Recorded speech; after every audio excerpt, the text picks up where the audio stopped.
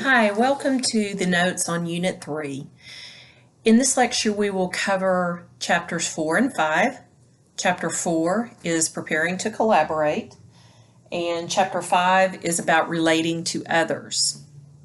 There's a lot of information in chapter 4, but what I want to focus on is how to develop a discussion plan. You can read on your own about the different types of rhetorical strategies. Let's see. Such as questions of fact, value, and policy. Those are fundamental concepts in communication, but I want to keep our focus on small group and team development. So let's start with developing a discussion plan. So here are the steps, and this is a summary of what's presented in your book, but I want to talk through it just a little bit more. So we're going to start with the first step in developing a discussion plan, and that is getting acquainted with your group members.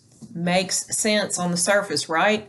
But you'd be surprised. People jump into groups all the time without taking the time to introduce themselves and to, getting to know other people. So the steps that are suggested that Beebe and Masterson suggest are introducing yourself, which hopefully in a new group you would have a time where everyone would go around and introduce themselves. Or if you were a new member coming into an already established group, you'd have an opportunity to introduce yourself. Share your contact information, and as your group gets going through their discussion, be sure and share any experience you have with the topics under discussion. It's one of the ethical guidelines of belonging to a group is that you should share information or knowledge that you know about a topic, because it takes everyone in a group to reach the goal, and it is considered unethical to withhold information that could help move the group forward. The second step in developing a discussion plan is to clarify the goals of the group. A lot of times, tablets or whiteboards work really well for this. To make clear the purpose of the group, why is the group together? Maybe it's a study group, maybe it's a short-term problem-solving group. For whatever reason, it helps everyone to know what the purpose of the group is and what the goals are. So purposes and goals aren't the same thing. The purpose is more or less why the group was established, and then the goals are short-term or long-term, what the group hopes to accomplish. So gathering information about a topic, making whether the goal is to make a choice about something or to solve a problem. So that's important to know, to clarify. Are we solving a problem here, or are we having to make a choice? Or is it something that we're talking about now, but we'll table and discuss at a later date? Taking action and achieving those choices or problem-solving steps. So there are definitely some there's structure to this, and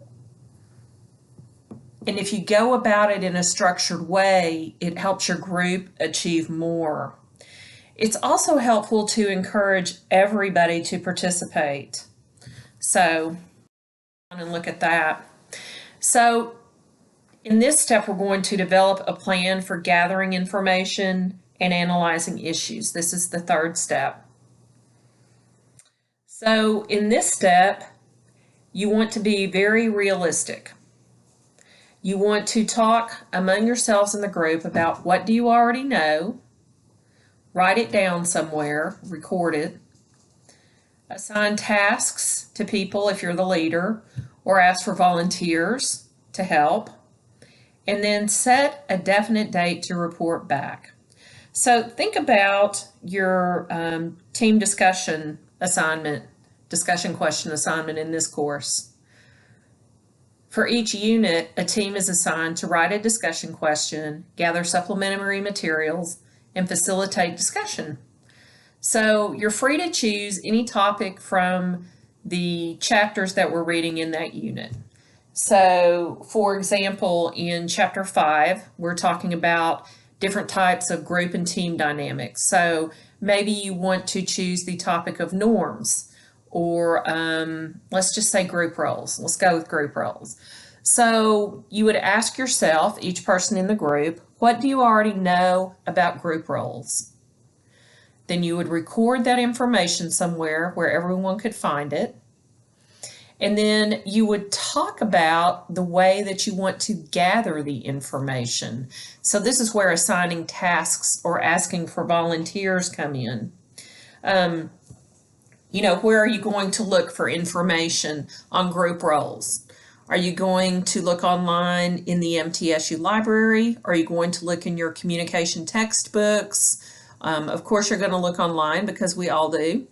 Are you going to look on Google Scholar? Where are you going to look for information? So this is a brainstorming step. And you want to keep coming back to the purpose. What is the purpose of this? What is the, purpose of why we're together as a discussion group? What are our goals? And then you really want to encourage everyone to actively participate. Some people in a group can get a little bit upset if they're not asked to do their favorite task, but that's not always possible, right? So you want to positively encourage each other to get the tasks done.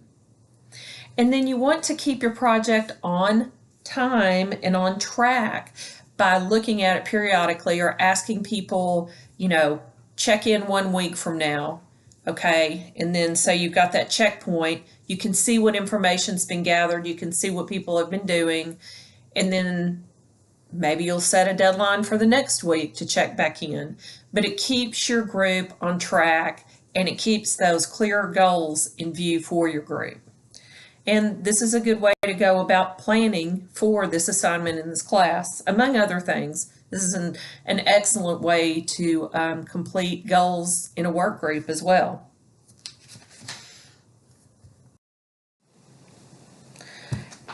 The next thing you want to do is to follow a structured agenda.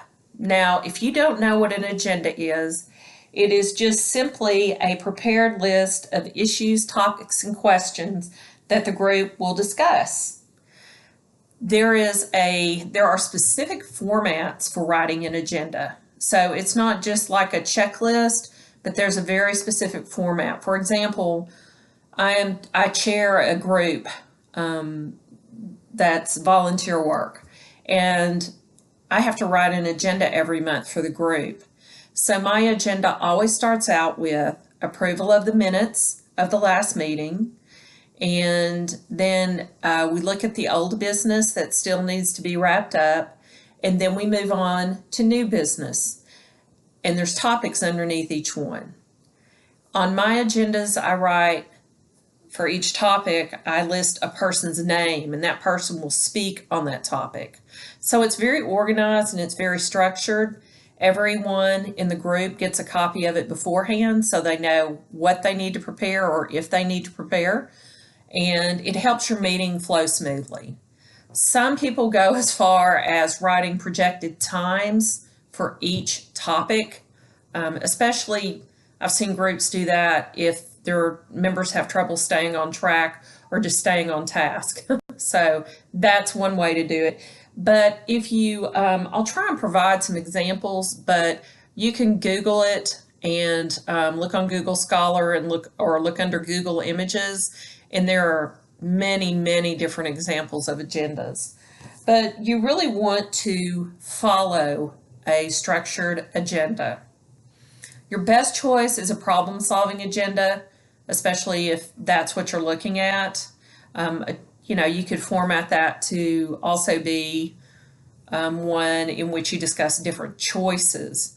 But a problem-solving agenda is one that's set up to identify and define the problem. Then the next step would be to analyze the problem, talk about it, and then the third step would be to generate several solutions. And again, this is where brainstorming comes in. And with brainstorming, it's best to let a free flow of ideas go, and not to cut off anyone as they brainstorm. So even if a solution comes up that sounds silly or it sounds like it wouldn't work, you still need to write it down for the benefit of the group. Then you have everyone stop, come together and talk about the best solution. And here's where you have to choose. And sometimes this is one of the hardest things for a group is, choosing. But you have to narrow it down into what the best solution could be. And then you can test it or try it out and see if the solution works. If not, then you can come back and you can go through your solutions that you generated and select another solution. So it's not always just a one-time deal. Groups come back and may try out several solutions. But think of this format as you're getting ready for your assignment or, as I mentioned, for a work team. Because it really helps if you develop a discussion plan, basically the way you're going to do things before you start talking about the problem. That will keep everyone on track and from getting off into side conversations or side topics, and it will help the group have a clear vision of what needs to be accomplished.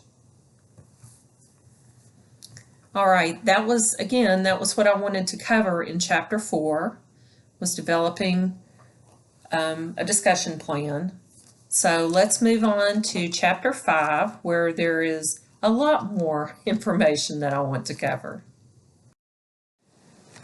Chapter 5 is about relating to others in your group, and that's a pretty general title, but we're going to get down to specifics.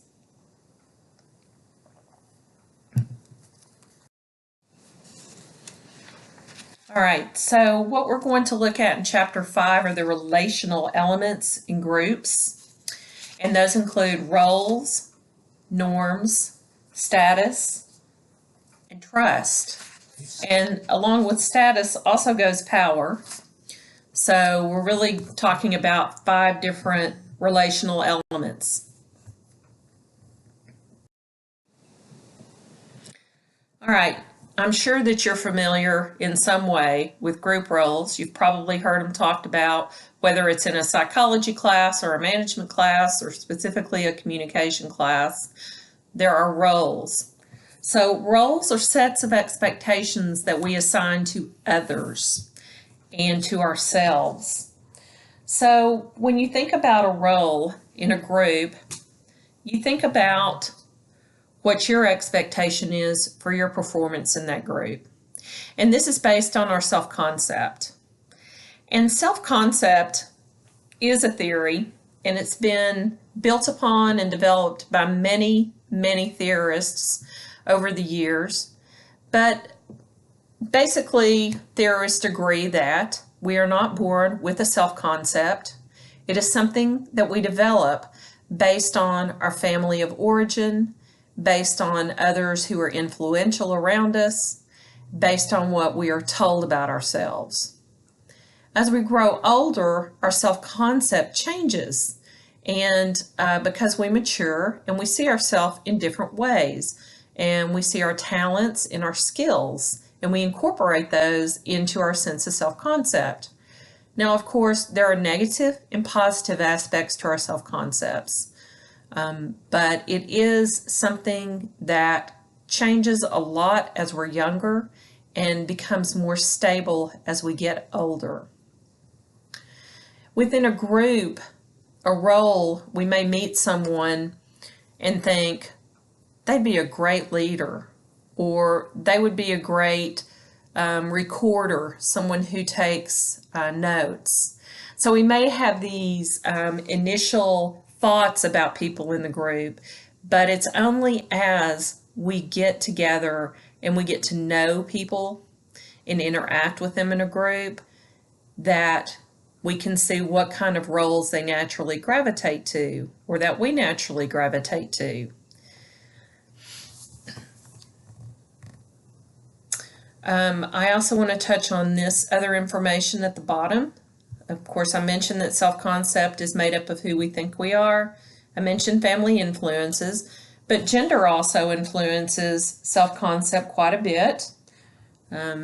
There are a lot of stereotypes about how men behave and women behave, and of course that's based on biological sex, but gender is how we identify, with which sex we identify, and our sexual orientation.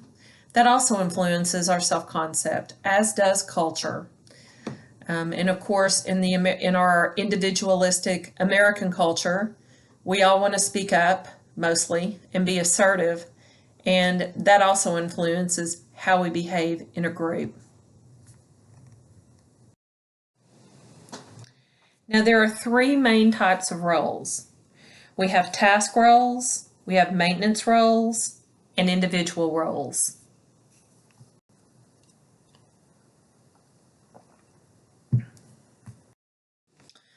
Task roles are roles that help accomplish group goals.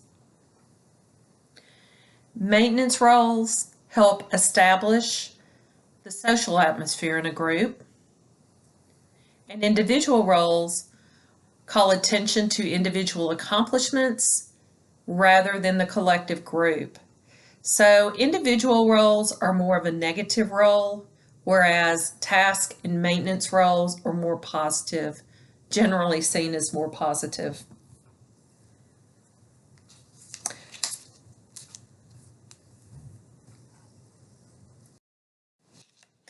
So with task roles, as I mentioned, they help get the work accomplished. You might have, these are just examples. So an initiator, contributor. An initiator would propose new ideas or ways to solve problems before the group. They think about different ways to approach a problem or organize a problem. So they can either come up with an original idea or they can keep contributing to the original idea. That is an initiator contributor. They're working toward maybe solving a problem that is before a group. An elaborator asks for clarification of suggestions. That's one of the roles that I usually perform in a group, because I hate it when I'm in a group and there's new people and the other people that are established group members are talking around them in jargon that the new person doesn't understand. So I always ask for clarification on ideas. I'm sure it drives everybody crazy, but that's just one of the roles that I play. So ask for clarifications of suggestions, ask for facts or other information that may help the group deal with issues.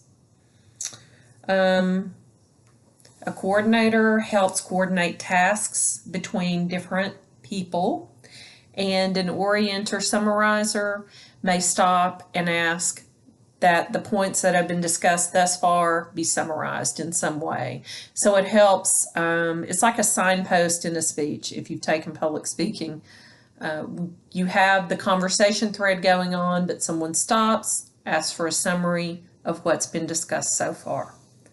Task roles are very helpful roles. Then you have the maintenance roles, and these roles help maintain social harmony in the group, or social strength. So you may have someone who is an encourager, and when someone makes an idea or makes a suggestion, they offer praise, they offer acceptance, they encourage that person to keep talking or to add to their idea. A harmonizer, that person always steps in when there are perceived disagreements or explicit disagreements among group members, and that person will step in. Not everybody is a harmonizer. I think this one has a lot to do with how you're raised.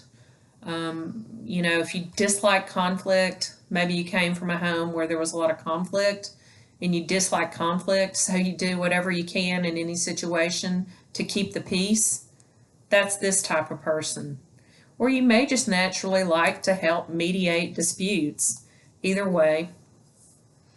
And then you have, let's look at follower. And there's always a follower or two or more in a group, and they just basically go along with the ideas of the group. They don't really contribute a lot. They're pretty much okay or don't really care sometimes about what's being discussed in the group. They're just going along with the flow of the conversation. And that's not bad. That's not a negative thing. It's just how they are. Maybe the topic in the group doesn't mean that much to them, and so they're fine with whatever decision is made. And, you know, if you're like me, you've been in that position before too. All right, individual roles. So as I mentioned a minute ago, these are the negative group roles, and here are just a few. You have a blocker. That person always blocks whatever suggestions are made. They're usually negative or stubborn or disagreeable, and they don't really seem to have a good reason to be that way. So if you've ever been in a group with someone like this, you know exactly who I'm talking about. A joker, basically they're just making jokes or telling stories. They just have a general lack of interest with what's going on in the group. They're kind of detached. They have a lack of enthusiasm. And then the self-confessor, I'm sure you've been in a group with one of these people. They use the group as an audience to tell personal stories, to talk about things that happened to them, and just generally suck up all the time in the group with their personal concerns. So the other one that always interests me, the negative individual roles, is the dominator. I don't have them listed on here, but they're real similar to a blocker. But they try and dominate and assert authority constantly by manipulating people or attempting to take over the group discussion. I've always been in a group with a dominator. It takes a very skilled leader or chairperson to help that person move on, and as it does with any of these individual roles. The other thing I want to mention is that roles and groups can be formal or informal. It can be a formal role in that it's appointed, or it can be informal in that the person naturally evolves into that role. So either way, you can appoint people in a group and they can have formal group roles. For example, a leader would be a formal role, and then an orienter or a recorder to take minutes is a formal role. All right, so norms. What are norms? Norms always interest me in a group. I think it's because I'm always interested in the nonverbal and verbal communicative behavior. But norms are implicit and explicit rules in groups that determine appropriate and inappropriate behavior. You see my cartoon that I included. I thought that was kind of cute. You've got the two cats that are meowing and the one that's barking like a dog, not conforming to the norms. So if you think about it, what are norms? Well, we go to school, and from an early age we're socialized and taught that we have to raise our hand in class when we have a question or a concern. Sometimes that is a spoken norm, explicit, or sometimes it's implicit. You just learn by observing other people. So we learn these things just by watching or by being told. Group norms develop in a few ways, and we're going to talk about ground rules in a minute, but let me go to the next slide here. They develop in a few ways. So we have these different influences. We have culture, So, how are things run in American business meetings? How is the meeting run in a group? You know, we are heavily influenced by our culture. We're very time oriented in our culture. So we feel like, or we may be saying, we don't want to waste anybody's time. So we need to have our meeting quickly and we need to be done so that people can move on to other things. So culture is a heavy influencer. Another thing is dress. How do people dress in the group? What kind of language do they use? Do they use humor? Do they talk to the group leader informally? Do they address that group leader informally instead of using a form of address like Mr., Mrs.? Is it okay to call people by their first names? So, observation, standing back and watching if it's your first or second time in a group will help you figure that out.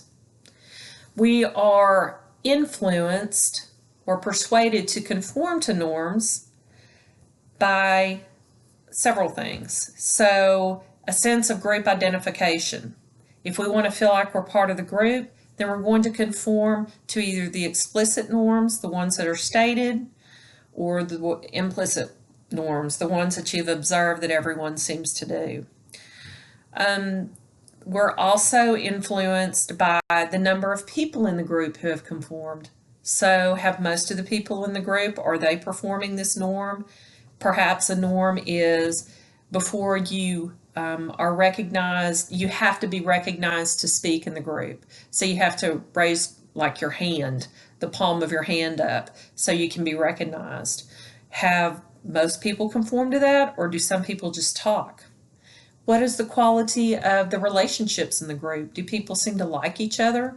Do they seem to get along? Do they know each other well? So these influence on whether or not we decide to conform to the norms in the group. Now, with a group, you can establish ground rules, and those are agreed upon rules for acceptable and appropriate behavior. So, I talked about time orientation. Maybe you state that you should arrive, all group members should arrive to meetings on time, or arrive to meetings online on time. Maybe you agree that if you're on, what is that app? It's a group app, a group chat app. I can't think of the name of it. That you should respond within a certain time length. You have these agreed upon rules. What type of ground rules should your group in this course consider and adopt, especially taking into account that you guys are virtual groups? That's cut out the face-to-face contact and you're having to trust one another. So what kind of ground rules have you already adopted? Did you, when you were working on your team identification presentation, your tip presentation, did you say that everyone needs to respond to this text by a certain time in your email or on your discussion board for your group? Maybe you said everyone should respond by a certain time, or everyone should contribute in some way. So I think it's important in face-to-face groups, but I also think in a virtual group it becomes even more important because we have that lack of verbal cue. All right, let's look at status and then power. So status is an individual's perceived importance by other group members. So when you come into a group and you meet the leader, you probably automatically put that person as having high status. They're the most important member of the group because they're the leader. That's what a lot of people automatically think. May or may not be true. But usually we assign a leader high status. High status members get to talk more than low status members. And they also communicate more than They communicate more among high status members than low status members. It's really kind of interesting. Low status members talk less and they communicate more positive messages to high status members. Think about how that works in your work environment.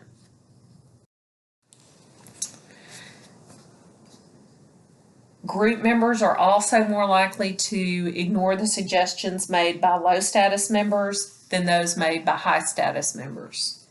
So there's a lot of rich and interesting information about status differences. And the same carries over to online or virtual groups. People that are perceived to have high status, they usually talk more and they establish themselves more quickly than people who are low status members or people who are not as invested in the group. So think about that with your own group in this class. How is status affecting your group? All right, the last relational dynamic I want to look at is power. And you've probably heard about power. This is derived from French and Raven's study from the 1960s about different types of power bases. So we have legitimate power, referent power, expert power, reward power, and coercive power. So let's look through each one of those. And I want you to think about, do you have that kind of power in a face-to-face group? What kind of power do you have or hold in a face-to-face group? Is it different than power that you may hold in a virtual group? And if it is, why do you think that is?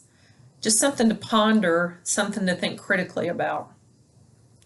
So legitimate power is derived from being elected or appointed to exert control over a group. So if you want to look at it that way, I have legitimate power in the class, right? Because I'm the professor. When you get to your groups, whoever has been appointed or has naturally evolved as the leader has the legitimate power in the group. Referent power is based on interpersonal attraction. We are attracted to other people that we admire and that we want to act like or emulate. People we like have more power over us than people we don't like as much. So referent power. Think about it. This happens all the time. There are people that you meet in a group and you immediately like, and if they ask for you to do a task or a favor, you're much more likely to do it for them. All right, expert power. This is the power that comes from a group member's ability to influence the others based on their knowledge base. So they may have a lot of knowledge or information about a topic, and so they're looked upon as an expert. And people will come back to them in the group and ask them for their opinion. So maybe as you're working on your projects in class, you'll have someone in your group who has expert power on your topic for your discussion board question. And that would be pretty cool because this person can help the group, point the group in the right direction. So legitimate, referent, and expert power so far, those are looked upon as positive types of power that people hold, as is reward power. So this is a group member who can help another member gain position, power, status, acceptance, etc. However, the person who is seeking the reward has to want the reward. Otherwise, that person giving the reward does not have reward power. We're all motivated by different needs and different goals. So, of course, what I'm saying is what's rewarding to one person may not be rewarding to another person.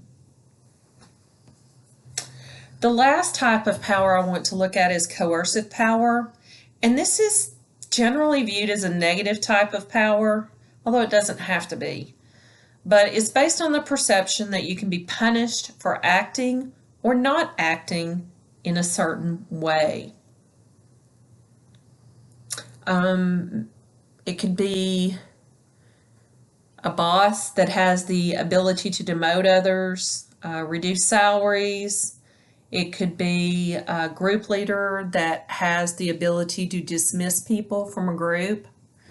If you want to look at me as a professor as having coercive power, then you could. Assigning grades. A lot of students see that as coercive power. I always say, but you get the grade that you earn. I'm not generally a coercive person, but as a person in charge, I certainly could be viewed that way.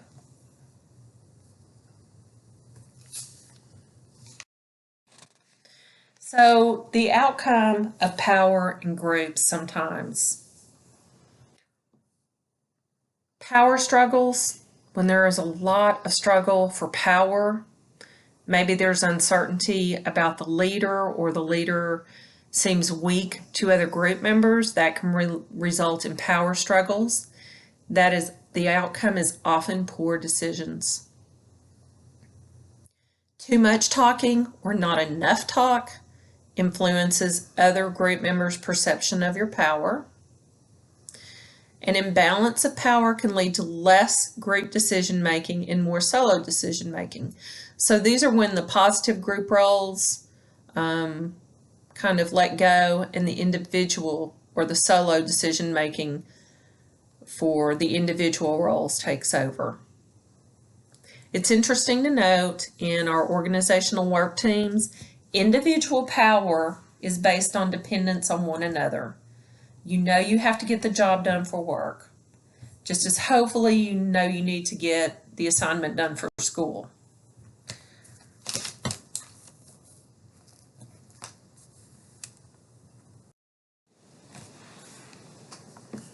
All right, let's look at trust.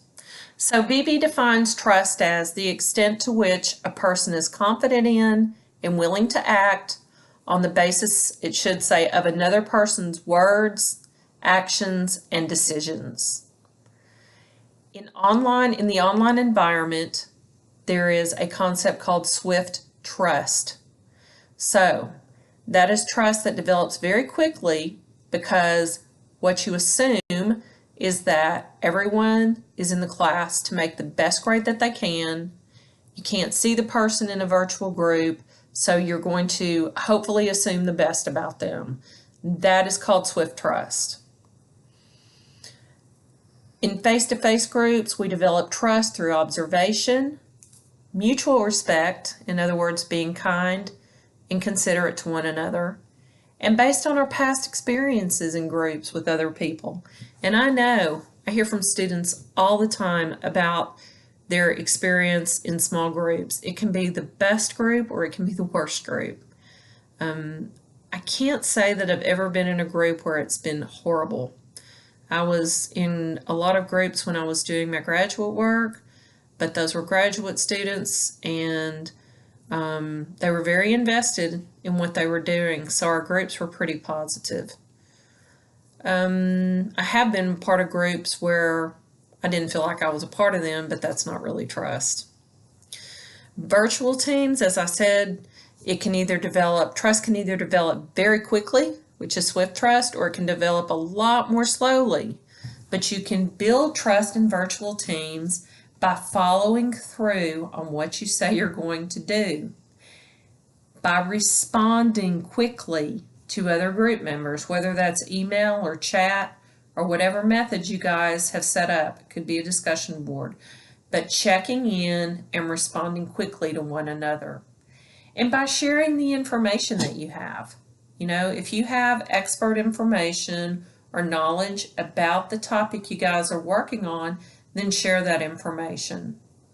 And then finally, follow through on the deadlines that are set by the group. That helps build trust in your online groups. All right, so summing it up, Chapter 5. Remember that it takes conscientious effort to build a team, practice effective communication, and maintain relationships while working toward the goals of the team. Conscientious, purposeful effort. That's what it takes. Take some time to watch the additional videos in Unit 3. There's a couple of videos in there right now that dig deeper into some of the concepts we've been looking at and some of the concepts that we're looking at in chapters 4 and 5. All right.